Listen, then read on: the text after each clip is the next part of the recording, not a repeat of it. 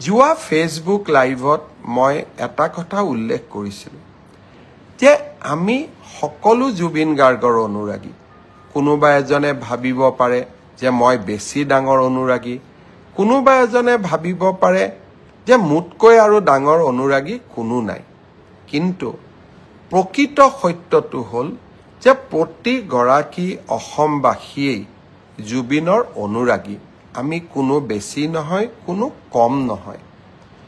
আৰু বহু ক্ষেত্ৰত মই ভাবোঁ যে জুবিনৰ মৃত্যু, জুবিনৰ হত্যা, জুবিনৰ মৃত্যু, জুবিনৰ দুখজনকভাৱে জুবিন আমাৰ মাজৰ পৰা আঁতৰি যোৱা, এই ঘটনাই প্ৰতিজনকে কৰবাত নহয় কৰবাত আমাৰ অন্তৰ আত্মাক আঘাত দিছে। আৰু এজন জুবিনৰ অনুৰাগী হিচাপে মই তাৰ ব্যতিক্ৰম নহয়।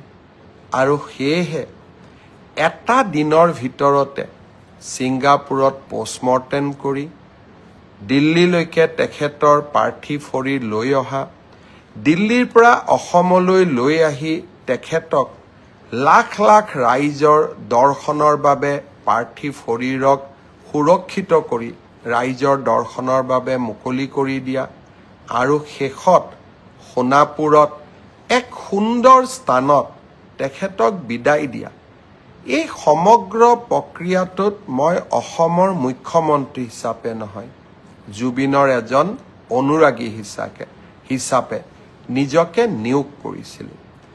যোৱা ফেচবুক লাইভত মই ৰাইজক প্ৰতিশ্ৰুতি দিছিলোঁ যে জুবিনক ন্যায় দিয়াৰ দায়িত্ব ৰাজ্য চৰকাৰৰ, আৰু ৰাজ্য চৰকাৰে সেই দায়িত্ব নিষ্ঠাৰে সৈতে পালন কৰিব। আৰু আপোনালোকে দেখিলে ইয়াৰ ভিতৰতে আমি এই ঘটনাৰ লগত জড়িত বুলি সন্দেহ কৰা শ্যামকানু মহন্ত, সিদ্ধাৰ্থ শৰ্মা, শেখৰজ্যোতি ভূঞা, অমৃতপ্ৰভা মহন্ত আটাইকে আমি গ্ৰেপ্তাৰ কৰিলোঁ আৰু 14 দিনৰ বাবে পুলিচৰ ৰিমাণ্ড ল'বলৈ সক্ষম হ'ল। সাধাৰণতে কোনো ন্যায়ালয়ে 14 দিন পুলিচ ৰিমাণ্ড নিদিয়ে। এই ক্ষেত্ৰত আমাৰ প্ৰচেষ্টাই এটা ব্যতিক্ৰমী ৰূপ ল'লে। প্ৰথমবাৰৰ বাবে আমি কোনোবা এজন অভিযুক্তৰ বিৰুদ্ধে 14 দিনৰ পুলিচৰ ৰিমাণ্ড ল'বলৈ সক্ষম হৈছোঁ। যিসকল অধিবক্তা আছে তেওঁলোকে জানে আদালতে 3 দিন 4 দিন কৰি ৰিমাণ্ড দিয়ে, কিন্তু একেলগে আমি 14 দিনৰ ৰিমাণ্ড ল'বলৈ সক্ষম হ'লোঁ। এতিয়া আমাৰ অপেক্ষা ছিংগাপুৰত থকা অসমীয়া লোকসকলে যাতে আমাৰ তদন্ত প্ৰক্ৰিয়াত আহি সহযোগিতা কৰে, আৰু তেখেতসকলে যদি এই তদন্ত প্ৰক্ৰিয়াত সহযোগ নকৰে আমি তেখেতসকলৰ বিৰুদ্ধেও আমি কঠোৰ হ'ম। বহুতৰ প্ৰশ্ন আছিলে যে ছিংগাপুৰত পষ্টমৰ্টেম হ'ব, ৰিপৰ্ট পাম নে নাপাম। যোৱাকালি জুবিনৰ পত্নী গৰিমা গাৰ্গৰ হাতত আমি ছিংগাপুৰৰ পষ্টমৰ্টেম ৰিপৰ্টটো তুলি দিছোঁ। গুৱাহাটী মেডিকেল কলেজত হোৱা পষ্টমৰ্টেমৰ ৰিপৰ্টটো অহাকালি আমি জুবিনৰ পত্নী গৰিমাৰ হাতত তুলি দিম। পষ্টমৰ্টেম ৰিপৰ্টটো গুৱাহাটীৰ পষ্টমৰ্টেম ৰিপৰ্ট ৰাজহুৱা কৰিব নকৰিব সেই সিদ্ধান্ত আমি গৰিমাৰ ওপৰত এৰি দিম। আমি গৰিমাৰ ওচৰত বা গৰিমাৰ হাতত আমি পষ্টমৰ্টেম ৰিপৰ্ট গতাই দিম, আৰু আমি আদালতকো এই পষ্টমৰ্টেম ৰিপৰ্ট আমি গতাই দিম। আপোনালোকক জনাবলৈ পাই মই সুখী হৈছোঁ যে জুবিনক ন্যায় দিয়াৰ ক্ষেত্ৰত আমি আৰু এটা ডাঙৰ কাম কৰিবলৈ সক্ষম হৈছোঁ।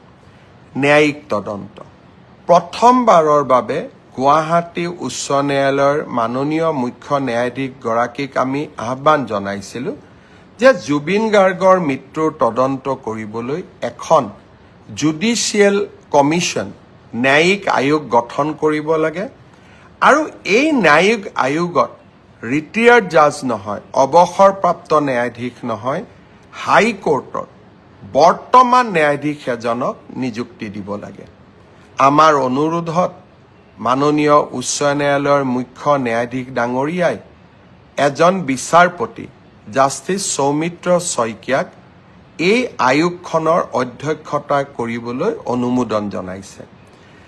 যিসকল লোকে এই বিষয়ত দৃষ্টি ৰাখে তেওঁলোকে নিজেই জানে যে হাইকোৰ্টৰ চিটিং জাজে জুডিচিয়েল কমিশ্যন হেড কৰা আমাৰ ৰাজ্যত কৰবাত আগত এবাৰ বা দুবাৰ হ'ব পাৰে, কিন্তু ই স্বাভাৱিক নহয়। অহা কালি আমি জাষ্টিছ সৌমিত্ৰ শইকীয়া আয়োগ গঠন কৰিম। মই গুৱাহাটী উচ্চ ন্যায়ালয়ৰ মাননীয় মুখ্য ন্যায়াধীশ ডাঙৰীয়াক ধন্যবাদ জনাইছোঁ।